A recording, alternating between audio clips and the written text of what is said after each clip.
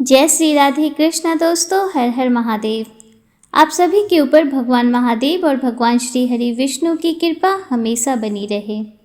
आइए भगवान श्री शंकर के पावन नामों का जप करते हुए हम लोग सोमवार व्रत की कहानी प्रारंभ करते हैं। प्रेम से बोलिए गौरी पुत्र गणेश की जय, भगवान श्री हरि की जय, भगवान महादेव की जय। दोस्तों, भगवान महादेव और माता पार्वती की यह पावन कथा शिव पुराण में वर्णित है। शिव पुराण की कथा के अनुसार एक बार वास्कल नामक गांव में विंदुक नाम का ब्राह्मण रहता था। वह बड़ा दुरात्मा और महापापी था। उसकी स्त्री बहुत सुंदर थी, लेकिन वह कुमार्ग पर ही चलता था। उसकी पत्नी का नाम चंचुला था और वह सदैव धर्म के पालन में लगी रहती थी। इस तरह कुकर्म में लगे हुए उस ब्राह्मण के साथ उसे बहुत वर्ष बीत गए। अपने धर्म के नष्ट होने के डर से कभी भी वह अपने धर्म से विचलित नहीं हुई, लेकिन उसका पति तो दुराचारी था।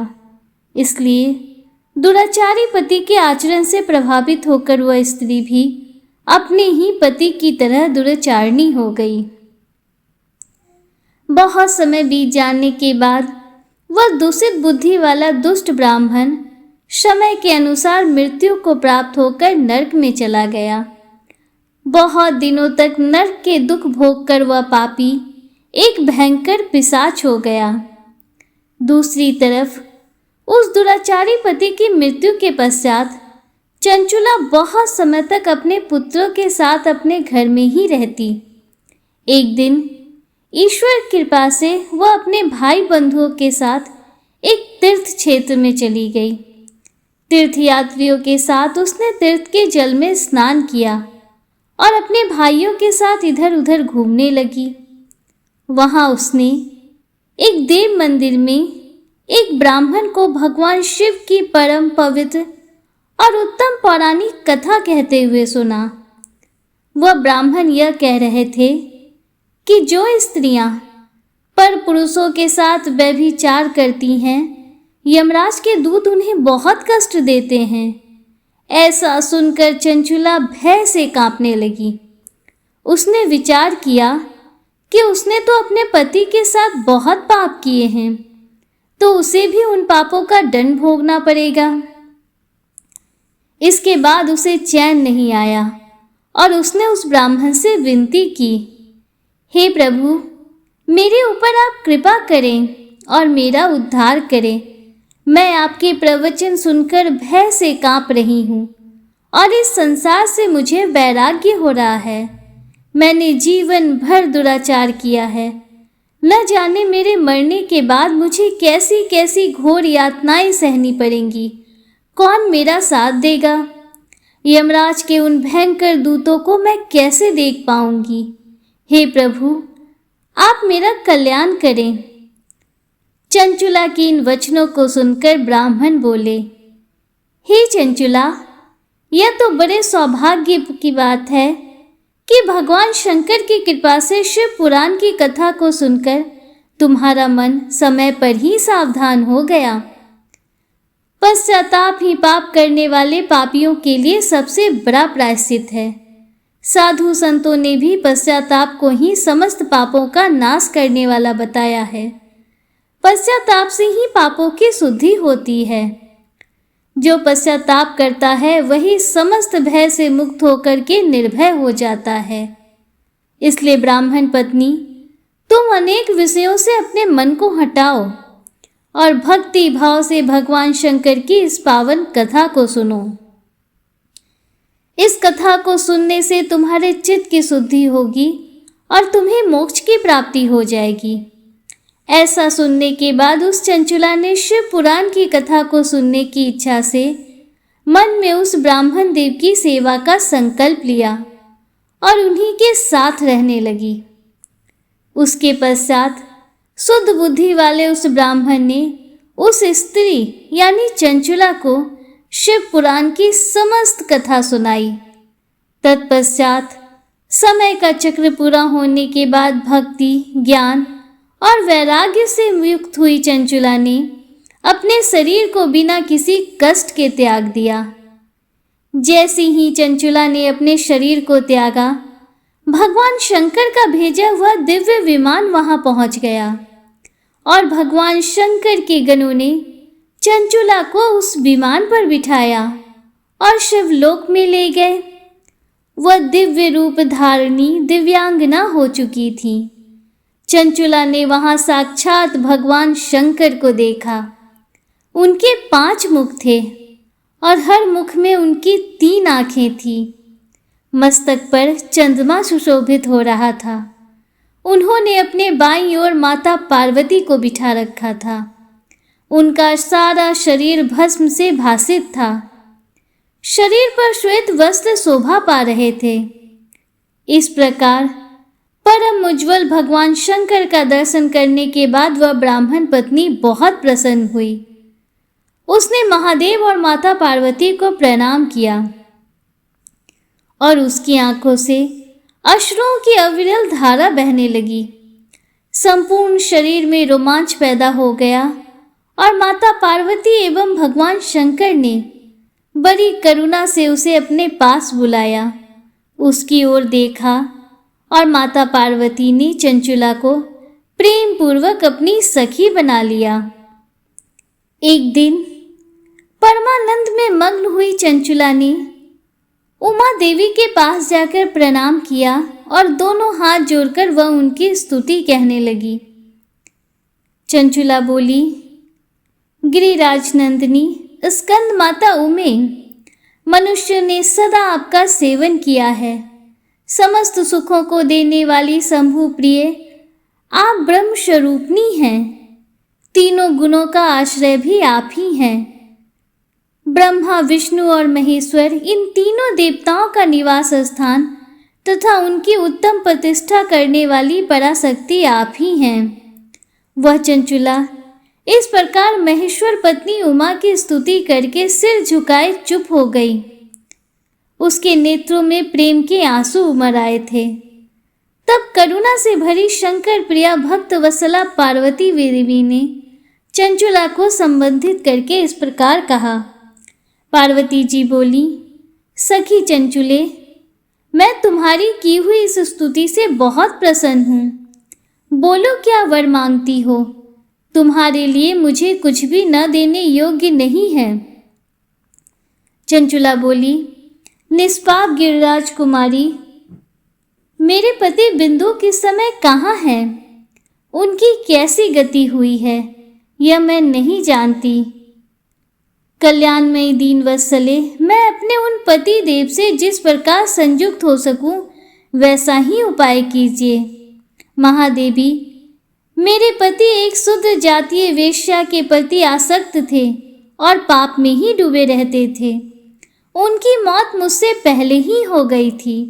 न जाने वे किस गति को प्राप्त हुए।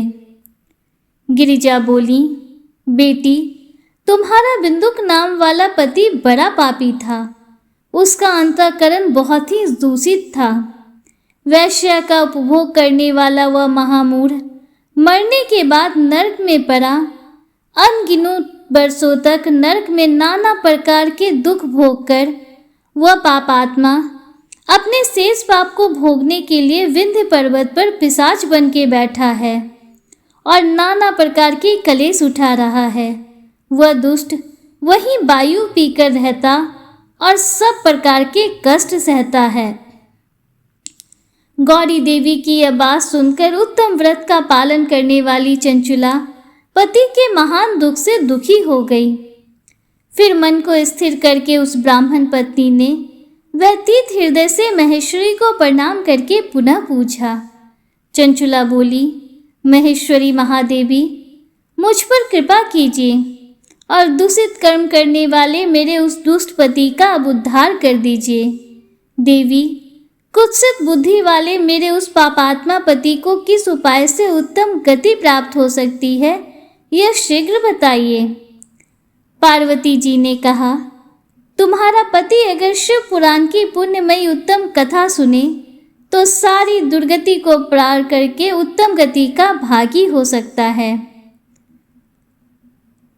अमृत के समान मधुर अक्षरों से युक्त गौरी देवी का यह वचन सुनकर आदर पूर्वक चंचुला ने हाथ जोड़कर मस्तक झुकाकर उन्हें बारंबार प्रणाम किया और अपने पति के समस्त पापों की शुद्धि तथा उत्तम गति की प्राप्ति के लिए पार्वती देवी से यह प्रार्थना की कि मेरे पति को शिव पुराण सुनाने की व्यवस्था होनी चाहिए।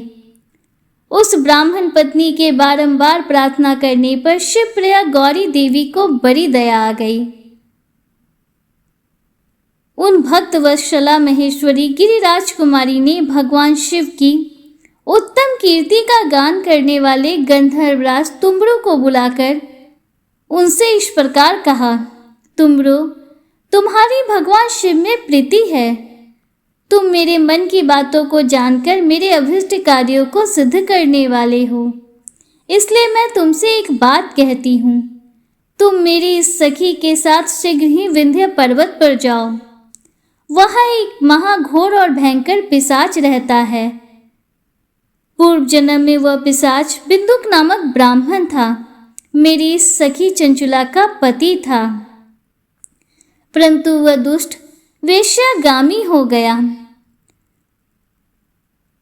अभक्ष, भक्षण, सज्जनों से द्वेष और दूषित वस्तुओं का दान लेना यही उसका स्वाभाविक कर्म बन गया था। वह बड़ा दुष्ट था। वह पापी अपनी पत्नी का परित्याग करके दुष्टों के संग में ही आनंद मनाता था। वह मृत्यु पर्यंत दुराचार में ही फंसा रहा। फिर अंत काल आने पर उसकी मौत हो गई। बहुत से नरकों का उपभोग करके वह दुष्टात्मा जीव इस समय विंध्य पर्वत पर पिशाच बना हुआ है। तुम उसके आगे यत्न पूर्वक शिव पुराण की दिव्य कथा का प्रवचन करो। शिव पुराण की कथा का श्रवण सबसे उत्कृष्ट पुण्य कर्म है। उससे उसका हृदय शीघ्र ही समस्त पापों से शुद्ध हो जाएगा और वह प्रेत योनि का परित्याग कर देगा। उस दुर्गति से मुक्त होने पर बिंदुक नामक पिशाच को मेरी आज्ञा से विमान पर बिठाकर तुम भगवान शिव के समीप ले आओ। महेश्वरी उमा के इस प्रकार आदेश देने पर गंधर्वराज तुम्बरु मन ही मन बड़े प्रसन्न हुए। तत्पश्चात उस पिशाच की सती साध्वी पत्नी चंचुला के साथ विमान पर बैठकर विंध्याचल पर्वत पर गए, जहां वह पिशाच रहता था। भगवान शिव की उत्तम कीर्ति का गान करने वाले महाबली तुम्बरु ने उस भयंकर पिशाच को पासों में बांध लिया। तदंतर तुम्बरु ने शिव पुराण की कथा वाचने का निश्चय करके उस स्थान पर मंडप आदि की रचना की। फिर तुम्बरु ने उस पिशाच को पासों में बांधकर आसन पर बिठाया और हाथ में वीणा लेकर गौरीपति की कथा का आरंभ किया।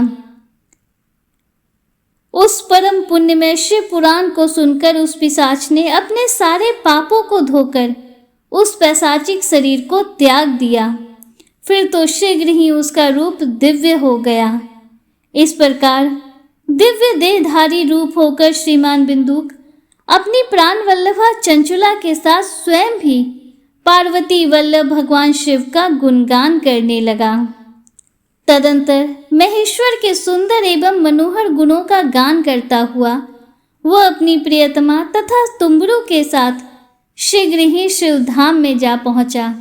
वहां भगवान महेश्वर तथा पार्वती देवी ने प्रसन्नता पूर्वक बिंदुक का बड़ा सत्कार किया और उसे अपना पार्षद बना लिया। उसकी पत्नी चंचुला पार्वती जी की सखी हो गई। उस घनीभूत ज्योति स्वरूप परमानंदमय सनातन धाम में अविचल निवास पाकर वे दोनों दंपति परम सुखी हो गए। प्रेम से बोलिए गौरी पुत्र गणेश की जय, माता पार्वती की जय, भगवान भोलेनाथ की जय। दोस्तों आइए सोमवार व्रत की एक अन्य कथा का श्रवण करते हैं। अमरपुर नगर में एक धनी व्यापारी रहता था। दूर दूर तक उसका व्यापार फैला हुआ था। नगर में उस व्यापारी का सभी लोग मान सम्मान करते थे।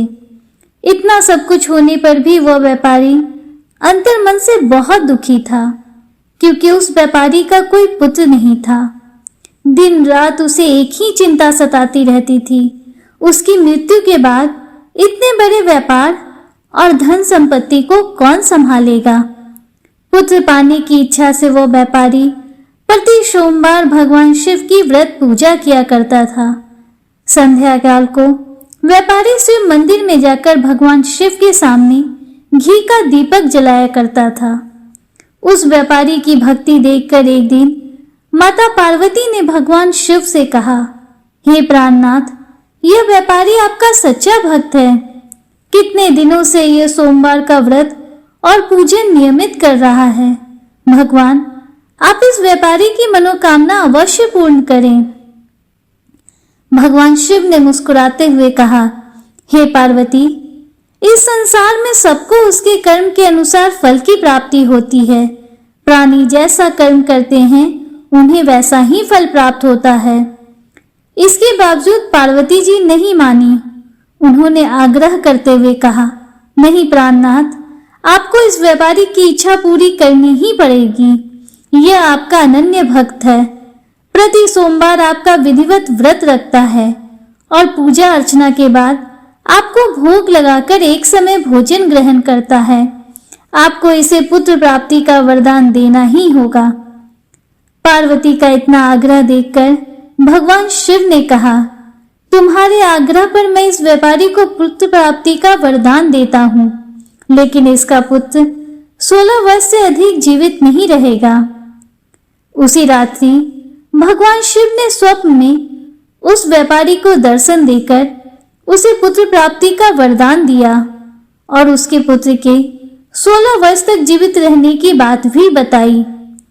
भगवान के वरदान से व्यापारी को खुशी तो हुई, लेकिन पुत्र की अल्पायु की चिंता ने उस खुशी को नष्ट कर दिया। व्यापारी पहले की तरह ही सोमवार का विधिवत व्रत करता रहा। कुछ महीने पश्चात उसके घर अति सुंदर पुत्र उत्पन्न हुआ। पुत्र जन्म से व्यापारी के घर में खुशियां भर गई। बहुत धूमधाम से पुत्र जन्म का समारोह मनाया गया। व्यापारी को पुत्र जन्म की अधिक खुशी नहीं हुई, क्योंकि उसे तो पुत्र की अल्पायु के रहस्य का पता था। यह रहस्य घर में किसी को नहीं मालूम था। विद्वान ब्राह्मणों ने उस पुत्र का नाम अमर रखा। जब अमर 12 वर्ष का हुआ तो शिक्षा के लिए उसे वाराणसी भेजने का निश्चय हुआ। व्यापारी ने अमर के मामा दीपचंद को बुलाया और कहा कि अमर को शिक्षा प्राप्त करने के लिए काशी ले जाओ। अमर अपने मामा के साथ शिक्षा प्राप्त करने के लिए चल दिया।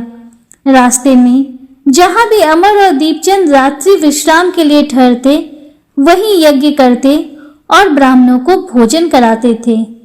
लंबी यात्रा के बाद अमर और दीपचंद एक नगर में पहुंचे।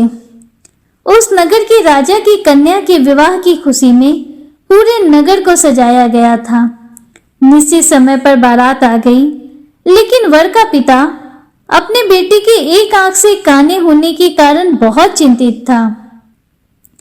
उसे इस बात का भय सता रहा था कि राजा को इस बात का पता चलने पर कहीं वह विवाह से इनकार न कर दे, इससे उसकी बदनामी होगी। वर के पिता ने अमर को देखा तो उसके मस्तिष्क में एक विचार आया। उसने सोचा, क्यों न इस लड़के को दूल्हा बनाकर राजकुमारी से विवाह करा दूं। विवाह के बाद इसको धन देकर विदा कर दूंगा और राजकुमारी को अपने नगर में ले जाऊंगा। वर के पिता ने इसी संबंध में अमर और दीपचंद से बात की।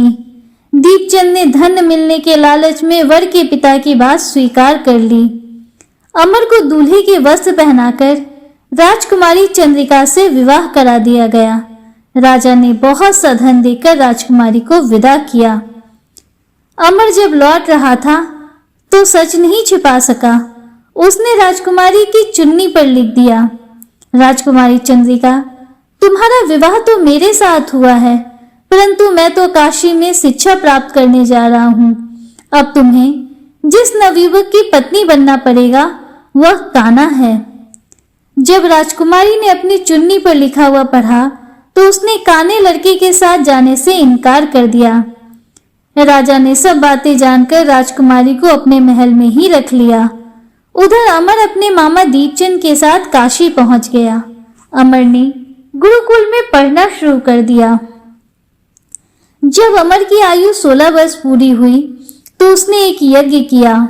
यज्ञ की समाप्ति पर ब्राह्मणों को भोजन कराया और खूब अन्न वस्त्र दान किए। रात को अमर अपने शयन कक्ष में सो गया। शिव के वरदान के अनुसार शयन अवस्था में ही अमर के प्राण पखेरु उड़ गए। सूर्योदय पर मामा अमर को मृत देखकर रोने पीटने लगा। आसपास के लोग भी एकत्र होकर दुख प्रकट करने लगे। मामा के रोने विलाप करने के स्वर समीप से गुजरते हुए भगवान शिव और माता पार्वती ने भी सुने। पार्वती जी ने भगवान से कहा, प्राणनाथ, मुझसे इसके रोने के स्वर सहन नहीं हो रहे। आप इस व्यक्ति के कष्ट अवश्य दूर करें।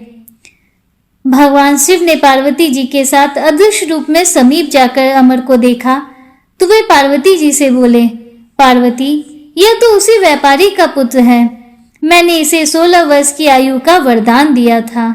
इसकी आयु तो पूरी हो गई। पार्वती जी ने फिर भगवान शिव से निवेदन किया, हे प्राणनाथ, आप इस लड़के को जीवित करो, नहीं तो इसके माता पिता पुत्र की मृत्यु के कारण रो रो कर अपने प्राणों का त्याग कर देंगे। इस लड़के का पिता तो आपका परम भक्त है। वर्षों से सोमवार का व्रत करते हुए आपको भोग लगा रहा है। पार्वती के आग्रह करने पर भगवान शिव ने उस लड़की को जीवित होने का वरदान दिया और कुछ ही पल में वह जीवित होकर उठ बैठा। शिक्षा समाप्त करके अमर मामा के साथ अपने नगर की ओर चल दिया। दोनों चलते चलते उसी नगर में पहुंचे जहां अमर का विवाह हुआ था। उस नगर में भी अमर ने यज्ञ का आयोजन किया। समीप से गुजरते हुए नगर के राजा ने यज्ञ का आयोजन देखा। राजा ने अमर को तुरंत पहचान लिया। यज्ञ समाप्त होने पर राजा अमर और उसके मामा को महल में ले गया और कुछ दिन उन्हें महल में रखकर बहुत सा धन वस्त्र देकर राजकुमारी के साथ विदा किया। रास्ते में सुरक्षा के लिए राजा ने बहुत से सैनिकों को भी साथ भेजा। दीपचंद ने नगर में पहुंचते ही एक दूत को घर भेजकर अपने आगमन की सूचना भेजी। अपने बेटे अमर के जीवित वापस लौटने की सूचना से व्यापारी बहुत प्रसन्न हुआ। व्यापारी ने अपनी पत्नी के साथ स्वयं को एक कमरे में बंद कर रखा था। भूखे प्यासे रहकर व्यापारी और उसकी पत्नी बेटे की प्रतीक्षा कर रहे थे। उन्होंने प्रतिज्ञा कर रखी थी, यदि उन्हें अपनी बेटी की मृत्यु का समाचार मिला तो वे दोनों भी अपने प्राण त्याग देंगे। व्यापारी अपनी पत्नी और मित्रों के साथ नगर के द्वार पर पहुंचा। अपने बेटे के विवाह का समाचार सुनकर पुत्र वधू राजकुमारी चंद्रिका को देखकर उसकी खुशी का ठिकाना ना रहा। उसी रात भगवान शिव ने व्यापारी के स्वप्न में आकर कहा, हे श्रेष्ठी, मैंने तेरे सोमवार के व्रत करने और व्रत कथा सुनने से प्रसन्न होकर तेरे पुत्र को लंबी आयु प्रदान की है। व्यापारी बहुत प्रसन्न हुआ। सोमवार का व्रत करने से व्यापारी के घर में खुशियां लौट आईं। शास्त्रों में लिखा है, जो कोई भी सोमवार का विधिवत व्रत करते हैं और व्रत कथा सुनते हैं, उनकी सभी इच्छाएं भगवान महादेव जरूर पूरी करते हैं। प्रेम से बोलिए भगवान महादेव की जय। हर हर महादेव। दोस्तों, उम्मीद करती हूँ कि भगवान भोलेनाथ और माता पार्वती की यह कथा आपको पसंद आई होगी और वीडियो आपको अच्छा लगा होगा। अगर वीडियो आपको थोड़ा सा भी अच्छा लगा हो तो वीडियो को लाइक कीजिए, दूसरों के साथ शेयर कीजिए, कमेंट में हर हर महादेव जय श्री राधे कृष्णा जरूर लिखिए। अगर आप हमारे चैनल पर पहली बार आए हैं तो चैनल को सब्सक्राइब कीजिए, बेल आइकन जरूर प्रेस कीजिए, जिससे आगे भी आपको ऐसी ही रोचक जानकारियां मिलती रहें। मिलते हैं आपसे अगले वीडियो में, तब तक के लिए हर हर महादेव, जय श्री राधे कृष्णा, राधे राधे, जय माता दी।